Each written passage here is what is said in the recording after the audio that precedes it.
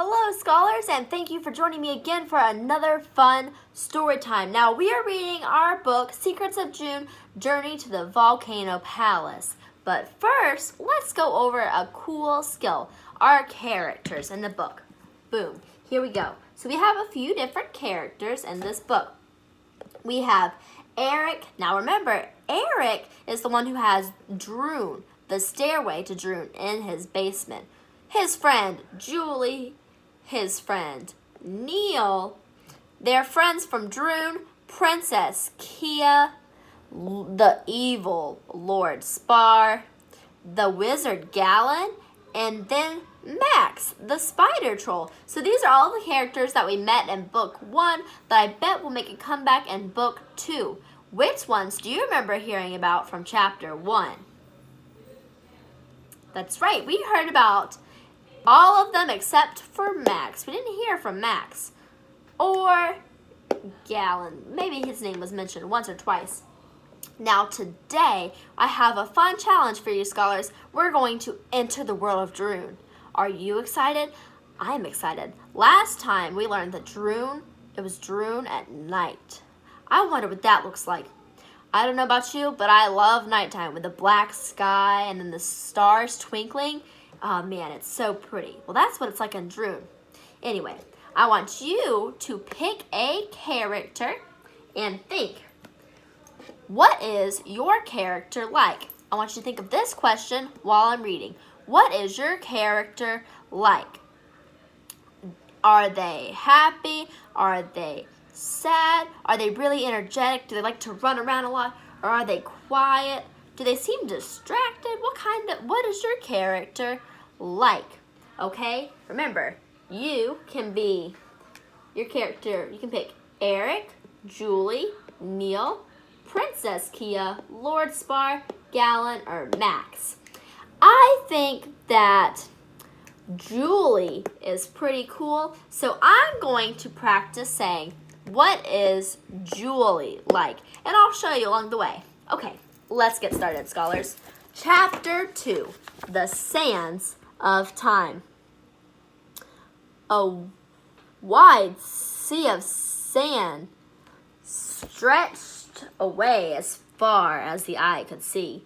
Sandhills, called dunes, rolled and dipped all the way to the horizon. Wow, Neil said, this is my first desert. The moonbeams made the dunes glitter with golden light. This is awesome, Julie said. Droon is beautiful at night. Eric breathed in the cool air. Let's climb over that dune, he said, pointing to one of the high, curving hills of sand. For a look. They stepped down from the bottom step. The sand was warm. They climbed to the top of the dune and peered over. Not far away was a striped tent. Shaggy, six-legged beasts stood outside. The kids remembered them from their first time in Droon. The beasts were called Pelkas. Somebody is camping, Neil whispered. Eric noticed a strange purple flag flying over the tent. Careful, he said. You never know what you might find. We don't have much of a choice, said Julie, pointing behind them. The stairs are fading. Now, quick pause right here. Now, remember, I'm thinking to myself, what is your character like? Remember, I said my character is Julie, and I just heard Julie say something. We can learn a lot about a character by what they're saying. Julie said, we don't have much choice. The stairs are fading. So that sounds like Julie has a matter-of-fact attitude. What does that mean? She knows what's happening, and she knows what she's got to do. Well, she doesn't have a choice to go anywhere because the stairs are fading. Her only option is to move forward, so I think she's going to make the best of it that she can. That tells me that she is determined and observant. Let's see what else we can learn. The three friends watched as the rainbow-colored steps vanished into the sky. I hope we find them again later, Neil said, wherever they are. Slowly, they approached the tent. A large flap hung down over an opening.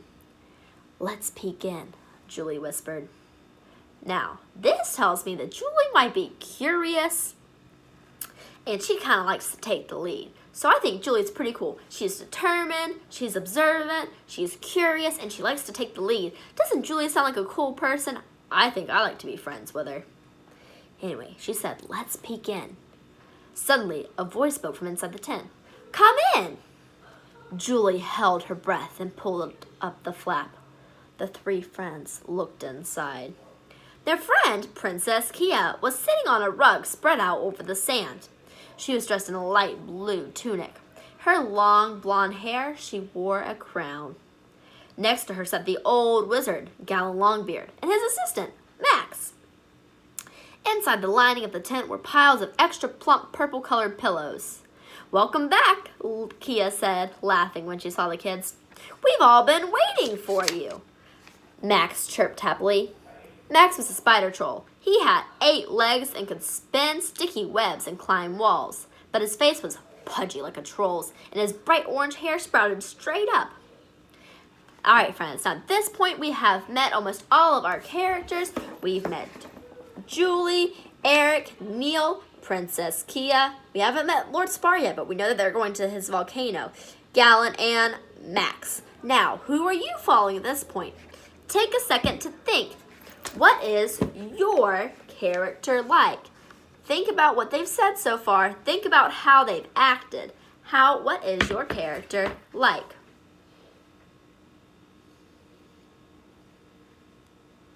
Okay, let's go back to the story. First, here is a picture. Eric smiled at his friends as they entered into the tent. How did you know we were coming? I can see the future, Kia said. Julie gasped. You can? Kia, said Gallon sternly, you must respect your real magical powers. You should not invent others you do not have yet. The princess made a face. I'm sorry, she turned to the 3 friends. Actually, I can't see the future. I just dreamed about all of you and I guessed you were on your way. Eric shot looks at Julie and Neil. We had dreams too, but we didn't understand them. In Droon, wizards and sorcerers can use dreams as messengers, Gallon said. Sometimes they foretell what will happen. We may understand more at dawn when we begin. Neil tugged a purple pillow over to the rug. Hey, the pillow snarled. You pinched me. I was having the nicest nap, too. Neil jumped up. Whoa, sorry. He looked around. Wait, did that pillow just talk to me? Max chirped in laughter. That's a Lumpy. Neil made a face. Lumpy or not, in the upper world, pillows don't talk. Kia smiled. Max means it's not a pillow you sat on, it's a Lumpy. A purple Lumpy. It was then that the kids noticed small, round faces on their chubby pillows. Their cheeks bulged, and their noses were like purple tennis balls. One of the creatures stood up, stretched, and yawned. It had short, fat arms and squat legs. I am Khan, he said, king of the purple lumpies of Lumpland, just over the last dune on your left. We Lumpies are the best desert trekkers in Droon. We sniff out trouble. He paused to sniff the air. Danger is everywhere.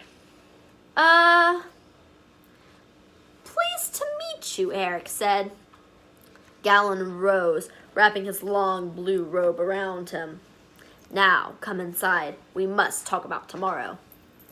The air outside the tent was cool and sweet. It sure is peaceful here, Julie said. It wasn't yesterday, Kia told them. That's the reason we're here. What happened? Eric said. Lord Spar, Khan said, shaking his purple fist in the air. He nearly destroyed one of our villages with his red jewel. Luckily, the terrible flame burned his hand and he fled. Eric remembered the red jewel. It was called the Red Eye of Dawn. The sorcerer Spar had stolen it from Kia and was planning to use it to take over Droon. The Red Eye of Dawn commands the forces of nature, Gallon said. Fire, wind, wave, and sky. It is very powerful. Yesterday, Droon was lucky. Tomorrow, we may not be. Kia pointed across the desert. We think Spar fled to his secret palace. It is in a land called Kano. Gallon turned grim. A terrible place, dangerous and deadly. Spar will not expect us to go. Neil nodded. We'd be dumb to do that. And because he doesn't expect it, Kia added, that's exactly what we'll do. The three kids were silent. Eric blinked. Dangerous and deadly? Con nodded.